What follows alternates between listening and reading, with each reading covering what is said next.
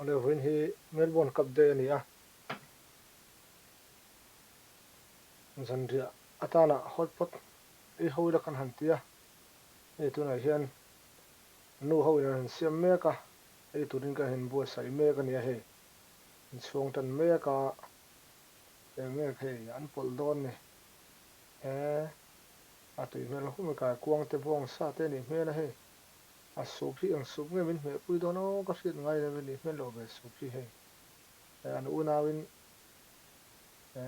an beina samaya nge a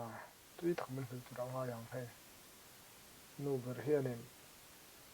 nge ni sup tui tak min tu ngai la he hi anor tu ni ga ringa tui le view tu ra kan nga ya tuna chun hei an so don me ka so chun kan ai tan mai thei don ani la por el ewin kan ai le don ani aman la don khop mai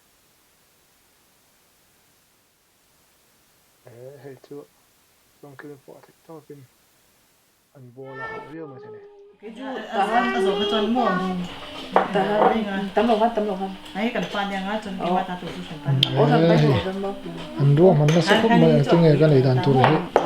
a he thiam che na mo ke hi chu hi buk choi nia chon hi khai kwang hi pork and mushroom ball nia hi chu beef nia kan tun hi alon so cha khai ha kan thak hay phải chứ hi so tu ki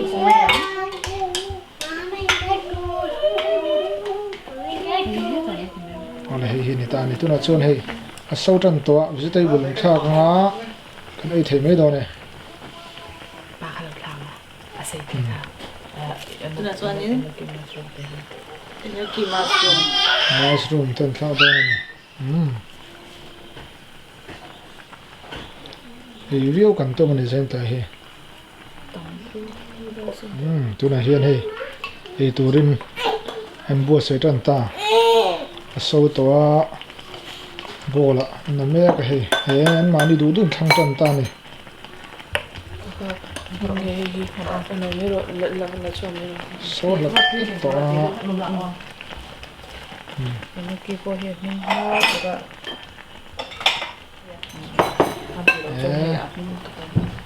Christy po he tum viaw ni he anu ne he nen he anam tanga kan nuai don ni kan nuai don Christy so na sa tol tu ka tle min han sim da usra he mình cần medium chu ne na thang he win he boro ka lum do le ka chuang chu ne when hi Melbourne Cup day nia Australia chuanin public holiday nia Tuesday tun hi November ni ma ni nia chu Melbourne Cup day tun he an bua sai me ka he zai kan rel tan to don ne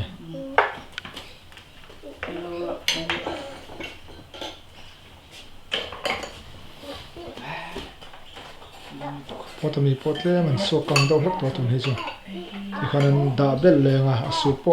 ratan dio ko pin ko nó chùm đâu với nó gì hei ka I tur ni Akinge chun hei chum lo lo wa. kan I tur thingan ti kan sok sap loma super on trip lom tu na hian kan sok zo tu na hian an chuang tan le me ka ni he da hian pusiang poi tu na hian e don me ka ni sang bởi thế xem bảo có bao he ruat pui po hian hei e tum na samai he ta hei chuang ni po chutiang bo ani po hi he ta I turin ro hon me ka he ta hian Christy e tur hi om ve oh hello Christy Christy chu choi to a Christy choi to ni chu ke ti hian in phok khat I kha kan ei zo to ma se ti a se khen na ni ta ni hei ka ba pui ana te pui in ti hin he nu ber po hi noi nual tun garinga chuang te po ni se mo rot pui po hi rot pui tu em ai tu ni rot pui apa po hi hei suangai ni he pa hi na ta chang tak na Ei tu to. ke chu he la ma hin o ma he ti hin ti po hi ka vo hi na ni na ti hin hei Christy po hi a fel khop mai he na keng ve ati hian atle em mai nu te thil ei te hi ti boi ro renga renga nula ni to wanga ni bokina chan he ruat pui hi nge ai o ruat pui hi nge ai o ruat pui pui a hi thil ei ni hi apa ne nen ei hi hian an oma Christy po hi chuti tho suna he ma te hina boi vanu nen hian huran hong me ka ni te hian no ma ti ve khop mai mai te khati khan anu ai tat mai kha ka chu phal su te hi hun ni kanam dar tlang pu chu ni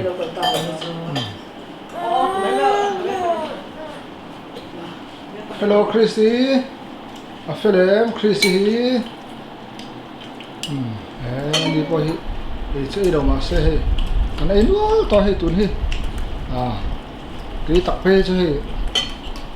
por der to ma ya nu lam ho te hi an por na yam ti chu ka sa che lo ma ole hey tun hi Christy de thodor la he anu te hun ai me ga he apa lu mo ayo warnang to ni ha kun lo ta ingat ya tun hi kan hu ma chu ni do chuk to me ya restaurant ne han ai chuan dom zok kan ti ni do to hin ti thai do sa ti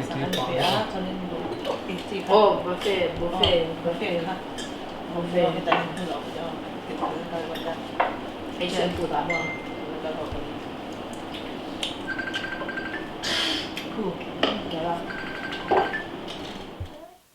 ole he ahan ya chen khat kan por to a chen khatan por don me ka chuting chu kan ni hun ni chuan nu ho in thei to kan chu boka aman hla khop mai Melbourne cup de hin do rang mai sala kan tlai don ni hi mane kan ti rang ram ani pa ho chuan aman hla khop mai zong khani pat mai te so thil tu zong te no me